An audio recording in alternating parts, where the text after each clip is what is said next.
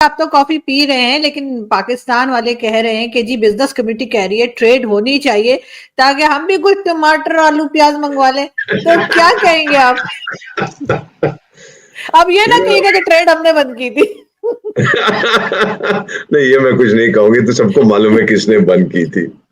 बेटा इसमें जिन बड़ी बड़ी जो पावर्स हैं, डेवलप्ड नेशंस हैं, यूरोप ने जब ये किया था 17वीं 18वीं शताब्दी में बेटा, तो द मेन रीजन जो था वो था फ्री ट्रेड।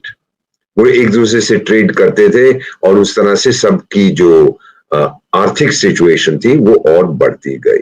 ब्रिटिश भी भारत में आए थे ट्रेड करने के लिए, हुकूमत का जमा के बैठ गए, वो दैट हैपेंड सब्सिक्वेंटली। शुरू में ट्रेड, क्योंकि trade was the basic reason. Napoleon ने तो ब्रिटिश को ये भी कहा था कि आप तो एक नेशन ऑफ ट्रेडर्स और शॉपकीपर्स हैं और आपकी सारी तरक्की इसलिए हो रही है कि आप ट्रेड करते हैं।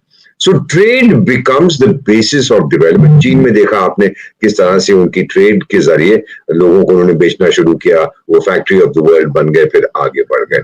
हम लोग back office of the world बन गए भारत में, और हमारी भी तरक्की होने लगी। So trade is very important, क्योंकि कोई भी ऐसा देश दुनिया में नहीं है जो सब कुछ बनाता है। जैसे हम ऑटार्की कहते हैं, मैं ये भी बनाऊंगा, ये भी बनाऊंगा, ये भी बनाऊंगा, नहीं हो सकता। कुछ ऐसी चीजें हैं जो आपको बाहर से लानी पड़ेंगी और अपनी चीजें वहां बेचनी पड़ेगी। मिसाल के तौर पर हमारा जीडीपी $4 ट्रिलियन तक पहुंच चुका है। 4 ट्रिलियन में 12 शून्य होते हैं, और हमारी जो फॉरेन ट्रेड है वो $1.5 ट्रिलियन तक पहुंच चुकी है। यानी ऑलमोस्ट कहिएगा 30% जो हमारी जीडीपी है, 30% हिस्सा उसका फॉरेन ट्रेड से, और इस साल शायद और बढ़ जाएगा। So trade is very very important. भले ही एक रीजन के दूसरे रीजन के साथ हो, एक देश के दूसरे देश के साथ हो, या फिर मैम एक चीज बेटी आपको बता, आप दुकान पे कुछ खरीदने जाती है, वो भी तो ट्रेड है। आप उसको पैसे दे रही है, वो आपको सामान खरीद रहा है। सो ट्रेड के बिना डेवलपमेंट नहीं होती। इसलिए अगर आपकी सरकार ने फैसला किया है कि हम भारत के साथ ट्रेड करना चाहते हैं, अब हम उसको स्वीकार करें कि नहीं, ये अलग बात है। I have no comment on this, क्योंकि ये तो फिर बहुत सी चीजें ऐसी आ जाती हैं जिसमें लोग तरह तरह के विचार रखते हैं। मैं इसको अपने जो मेरे मित्र हैं जिनसे जब मैं बातचीत करता हूं, मैं इसको कहता हूं पिलियन सिंड्रोम। अब आपने देखा होगा कि मोटरसाइकिल पे एक तो ड्राइवर होता है, एक उसके पीछे बैठता है जिसने अपना हाथ मोटरसाइकिलिस्ट के कंधे पे रखा होता है, वो पिलियन राइडर होता है। दोनों फैसला कर लेते हैं, भाई हमको लाहौर से इस्लामाबाद जाना है, वो निकल पड़ते हैं। सामने वाला जो है वो बड़े ध्यान से सड़क को नेविगेट कर रहा है, उसके पीछे जो बैठा हुआ है उसने अब कंधे पे हाथ रखा हुआ है, उसको भरोसा है कि ये मुझे सही जगह ले जाएगा।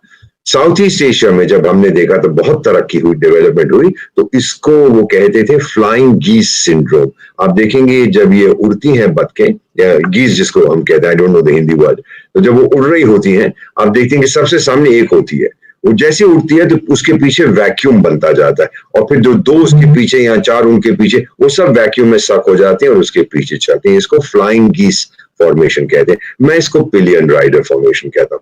हमारे कई पड़ोसी मुल्क हैं, अब नाम मैं नहीं लूंगा, आप तो जानती हैं मुझसे ज्यादा आप बुद्धिमान हैं, जिन्होंने ये स्वीकार किया कि we will ride pillion with India, piggyback on India. Bharat की जो तरक्की हो रही है हम भी उसका फायदा उठाएंगे, हम ट्रेड करेंगे, उनको बिजली बेचेंगे, उनको गैस बेचेंगे, अगर उनको पानी की जरूरत है हम वो भी उनको देंगे, जो चीजें उनको चाहिए हम देंगे, ताकि उनकी तरक्की का फायदा हम भी उठा सके।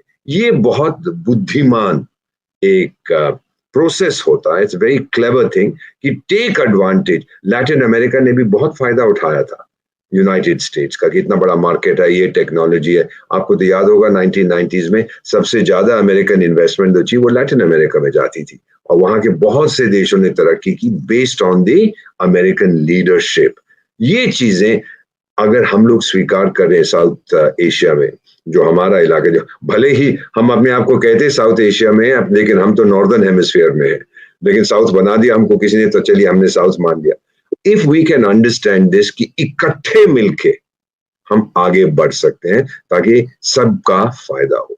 अब हमने क्या फैसला किया है बेटा, and I am seeing this increasingly, कि पाकिस्तान के साथ जो हमारे संबंध है, हमने काफी कोशिश की, हर बार पहल की, उनको सुधारने के का हमने प्रयास किया, लेकिन नतीजा ठीक नहीं हुआ। तो हमने फिर सेकंड ऑप्शन लिया कि इग्नोर करिए, वो जो करते हैं उनको करने दीजिए, हम आगे बढ़ जाएंगे। कई बार मैंने सुना है हमारे जो लीडर्स हैं, और मैं खुद ये कहता हूं कि उनका धर्म है हमारी मुखालफत करना, हमारा धर्म है आगे बढ़ना। हमें वो करना है जो हमें करना चाहिए। हमारे पास तो एक टारगेट है 2047 to be a developed country.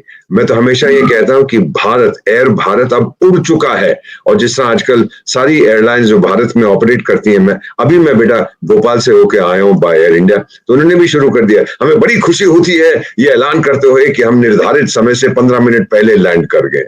अब भारत का तो टारगेट है, डेस्टिनेशन है 2047, लेकिन इतना मैं जरूर कह सकता हूँ with full confidence as an economist, as a diplomat, as an ambassador, कि हम उससे बहुत पहले सॉफ्ट लैंडिंग करेंगे as a developed country. So I have the aim, I have the self confidence, मेरे पास सेल्फ एस्टीम है, आत्मसम्मान है, और मेरे पास सेल्फ रिलायंस है, और इन सबको जब मैं मिलाता हूं then I have pride in myself. तो हमें कोई रोक नहीं सकता, ये मेरा विश्वास है, मैं दुनिया भर में इसको देखा है। बिल्कुल ऐसा ही सर। लेकिन सर पाकिस्तान आपको क्या लगता है कहाँ से ट्रैक से हट गया? इकोनॉमी की अगर हम बात करें तो क्या कभी पाकिस्तान में इकोनॉमी पे काम हुआ ही नहीं, और अगर हुआ तो फिर ये ट्रैक से हट के सिर्फ लोन्स पे और डोनेशंस पे कब चला गया? जब पाकिस्तान का निर्माण हुआ था इन 47 और हम लोग भारत को स्वाधीनता मिली, इंडिपेंडेंस, बहुत देर तक पाकिस्तान की इकोनॉमी हमसे कहीं ज्यादा रफ्तार से ग्रो कर रही थी, और लोग कहते थे shining example of newly independent countries. विकासशील देशों के लिए एक बहुत अच्छी कहानी है पाकिस्तान की, जो पाकिस्तान इस समय लिख रहा है। बहुत डेवलपमेंट हुआ, 6, 7, 8, 9, 10% आपकी इकोनॉमी ग्रो करती थी। हमारे को तो कहते थे हिंदू रेट ऑफ ग्रोथ 1.5-2%, लेकिन आप लोगों की इकोनॉमी बेस्ड थी फॉरेन इंटरवेंशन पे, वहां से पैसा लिया, कुछ इन्वेस्टमेंट आया। हमारी थी मोबिलाइजेशन ऑफ डोमेस्टिक रिसोर्सेज। तो मेरा ये मानना है कि ये आदत पड़ गई कि जो कुछ होना है वो विदेशी आके करेगा। चीन में भी काफी हद तक यही आदत पड़ गई है कि विदेशी पैसा आएगा, हम उसको लगाएंगे, हम उनकी नकल करेंगे, ये करेंगे, वो करेंगे। अब जब विदेशी पैसा नहीं आ रहा है तो चाइनीज इकोनॉमी आप देखिए कितनी परेशान है, क्योंकि डोमेस्टिक रिसोर्सेज को उन्होंने मोबिलाइज नहीं किया जो हमने किया था। मेरा ख्याल है पाकिस्तान ने भी यही गलती की थी, लेकिन it is not too late सुधारने के लिए। अगर पाकिस्तान अपना गोल डिफाइन करे, मेरा गोल है 2047, आपका क्या है, आपकी आइडेंटिटी क्या है? ये रोमान पढ़िएगा लुइस कैरल का एलिस इन वंडरलैंड। अब उसके अंदर क्या होता है कि चेशायर कैट से एलिस कहती है कि मुझे यहां से बाहर निकलने का, वंडरलैंड से बाहर निकलने का रास्ता बता सकते हो? तो चेशायर कैट पूछती है आपने जाना कहाँ है? एलिस कहती है मुझे क्या फर्क पड़ता है, मैं कहीं जाऊं। तो फिर कैट कहती है कि फिर कोई भी रास्ता ले लो। तो पाकिस्तान का डायलेमा यही है, आप जाना कहां चाहते हैं? उसके अंदर एक और कैरेक्टर है एलिस इन वंडरलैंड में, वो एलिस से पूछता है कि भाई आप कौन है? तो वो जवाब देता है हाँ ये तो देखो कितनी बड़ी मिस्ट्री है कि मैं कौन हूं। आपकी सेल्फ आइडेंटिफिकेशन क्या है? कौन है आप? आप टर्किश हैं, आप अरब्स हैं, आप इंडियंस हैं? अगर एक बार आप इसका फैसला कर लें ये हमारी आइडेंटिटी है, ये हमारा लक्ष्य है, फिर आप देखेंगे किस तरह से दरवाजे खुलते जाते हैं। अभी क्या हुआ है, क्योंकि कुछ लिमिटेड लोग, फौज और ये जो फैमिलीज आपकी बड़ी पावरफुल है, तो जो आम नागरिक है मैम, वो पाकिस्तानी स्टेट से अलग हो गया है, और वो सोचता है कि वायलेंस, हिंसा एक लेजिटिमेट ऑल्टरनेटिव है। मेरे जितने दोस्त हैं जिनसे मैं बात करता हूँ, कहता मैं बलूच हूं, मैं सिंधी हूं, मैं मुहाजिर हूं, मैं ट्राइबल हूं, हम तो डिटेस्ट करते हैं पंजाबी डोमिनेटेड एस्टैब्लिशमेंट को, लेकिन सब मुसलमान हैं। फिर भी ये क्यों होता है? आप लोग कहते रहते हैं कि यू नो द लीडरशिप जो आपकी बात नहीं कर रहा, बेटी आप तो बहुत ब्रॉड माइंडेड है। ये हिंदू इंडिया को आप बस हम लोग, वो हमको खा जाना चाहता है। वो टाइगर मैं नहीं खाना चाहता, मैं बदहजमी नहीं चाहता हूं। आई हैव टुडे डिसाइडेड कि मेरे सामने ये गोल है और सब लोगों को मिलके इसे इंप्लीमेंट करना है। अब हमारी इलेक्शंस होने वाली है, ये जीतेगा वो जीतेगा, how does it make a difference? हमारा गोल तो बिल्कुल क्लियर है। तो जब ये माइंडसेट बदलेगा ना बेटा, that my priority is not Kashmir, मैं बड़े आराम से ये बता रहा हूं, अगर पाकिस्तानी समझ आए कि मेरी प्रायोरिटी वो टेरिटरी नहीं है, वो जमीन नहीं है जिसे हम कश्मीर कहते हैं, मेरी प्रायोरिटी डेवलपमेंट है।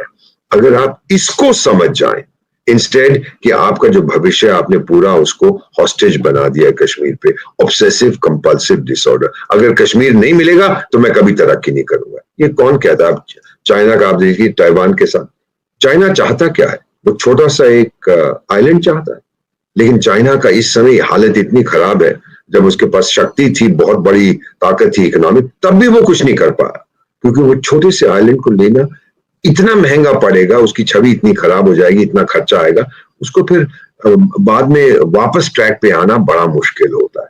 तो ये माइंडसेट को बदलना है कि क्या मुझे एक छोटी सी जमीन चाहिए या मुझे डेवलपमेंट चाहिए।